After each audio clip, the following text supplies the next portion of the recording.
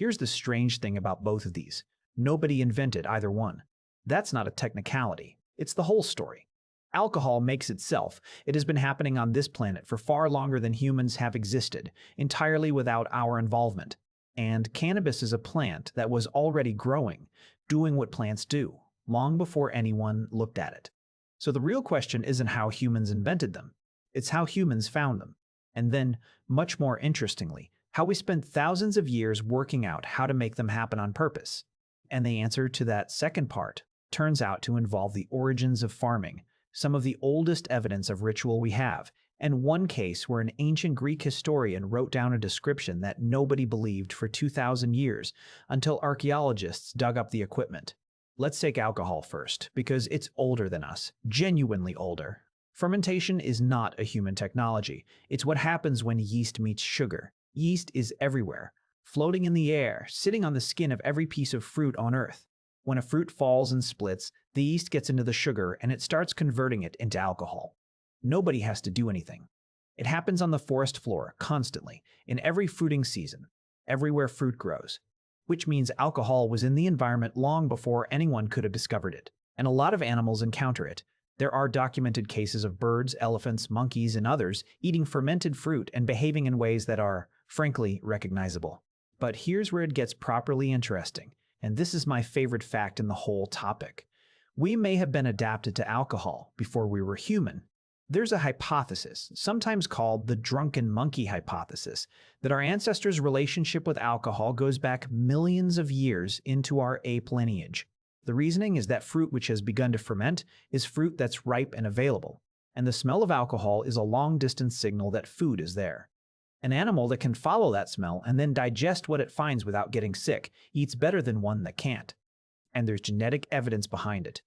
Research on the enzyme that breaks down alcohol in the body found a change in the African ape lineage, our line, that made it dramatically more effective at processing ethanol. The estimated timing is around 10 million years ago, roughly when our ancestors were spending more time on the ground, where fallen fermenting fruit is.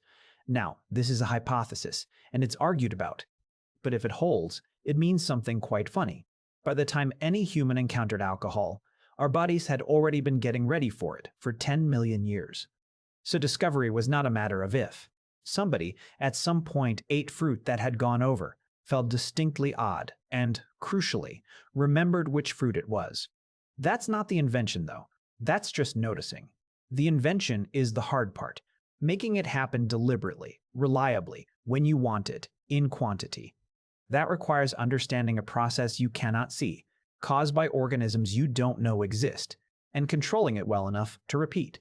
And we can date roughly when people got good at it. At a site called Jiahu in China, chemical analysis of residues inside pottery vessels found traces of a fermented drink made from a mixture of rice, honey, and fruit. Those vessels are around 9,000 years old. That's not accidental fermentation. That's a recipe. Multiple ingredients, deliberately combined in vessels made to hold them. Somebody knew what they were doing, and somebody had taught them. And there are hints that go back further. At Raqefet Cave in Israel, researchers examining stone mortars found residues they argued were consistent with brewing at a site roughly 13,000 years old, which would place it before farming. That finding is debated, and I want to be honest that not everyone accepts it. But it's taken seriously. Which brings us to the biggest and most contested claim in this entire subject, and it's a genuinely astonishing one. Beer may be older than bread. The idea goes like this. The standard story of agriculture is that people began cultivating grain because they needed food. It's obvious and sensible. But some researchers have proposed something else, that grain was a fairly poor food source initially, hard to process, not especially nutritious in its early domesticated forms, and that the thing it was uniquely good for was fermenting. Under this argument, people didn't settle down and start farming because they were hungry. They did it because they wanted a reliable supply of something to brew, for feasts and gatherings that mattered enormously to them socially. This has been argued back and forth since the 1950s, and it is genuinely not settled. Plenty of specialists think food was the primary driver and beer was a happy side effect. But it's not a fringe idea, and there's a serious version of it that keeps resurfacing because the evidence keeps being ambiguous, and there's a site that made everyone take it more seriously. Göbekli Tepe in Turkey. is a monumental complex of carved stone pillars built around 11,000 years ago, before pottery, before farming was established, by people who were still largely hunter-gatherers. It shouldn't exist. Building it required organizing a large workforce with no agriculture to feed them. And among the finds are large limestone vats, some holding well over 100 liters, with residues that some researchers have interpreted as evidence of brewing. If that reading is right, and it's contested, then one of the oldest monumental sites in the world had brewing equipment in it, which suggests that whatever brought all those people together, feasting and drinking were part of what held them there. Now, before this sounds like an ancient party, I want to be clear about what alcohol actually was in these societies, because the modern framing is misleading. It was not primarily recreational. It was three other things. It was safe liquid. In a world without water treatment, standing water is genuinely dangerous. Fermented drinks are safer.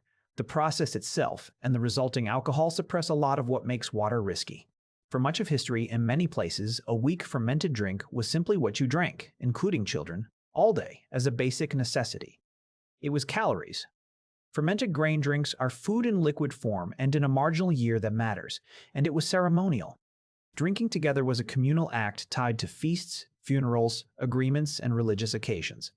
It wasn't something you did alone on the Tuesday. It was something the whole group did together, at moments that mattered. Hold on to that last point because it's about to come back.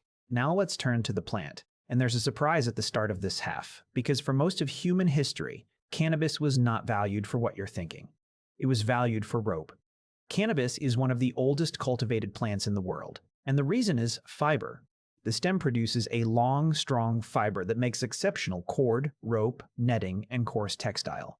And rope, as I've said in other videos, is one of the most underrated technologies in human history. It lets you bind, lash, snare, carry, build, and fish.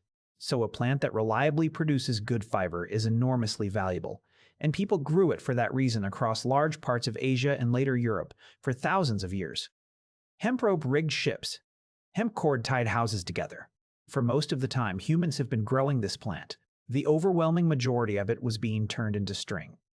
The other use is real, and archaeology has become much clearer about it recently. Wild cannabis produces compounds that have psychoactive effects, and the amount varies enormously between plants and populations. Most wild and fiber-type plants have very little. Some have more, and there is now solid evidence of people identifying that and using it deliberately in a specific context, ritual. The clearest evidence comes from a site called Jerzankal Cemetery, high in the Pamir Mountains, dating to around 2,500 years ago. In tombs there, archaeologists found wooden braziers containing stones that had been burned, and chemical analysis of residues on them showed cannabis compounds, with markers indicating notably higher psychoactive content than typical wild plants of the region. That combination matters. Braziers, in tombs, with burnt residue, at a funerary site. This isn't someone's leftover rope making. It's burning in a mortuary context, deliberately, and it appears people were selecting for it, either seeking out stronger plants or cultivating them, which means the psychoactive property was recognized, valued, and pursued on purpose. Now here's the part I genuinely love, because it's one of the neatest examples of archaeology confirming an ancient text. Herodotus, the Greek historian, writing around 2,500 years ago, described a practice among the Scythians, a nomadic people of the steppe. He wrote that they would set up a small tent frame, place hot stones inside, and throw hemp seeds onto them, and that the Scythians would howl with enjoyment at the vapor it produced. For a very long time, that was just a story from a historian with a reputation for repeating tall tales. Herodotus wrote down a lot of things that turned out to be nonsense. Then, in the 20th century, excavations of Scythian burial mounds in Siberia, the Pazyryk sites, turned up small tent frames, containers of stones, and hemp seeds.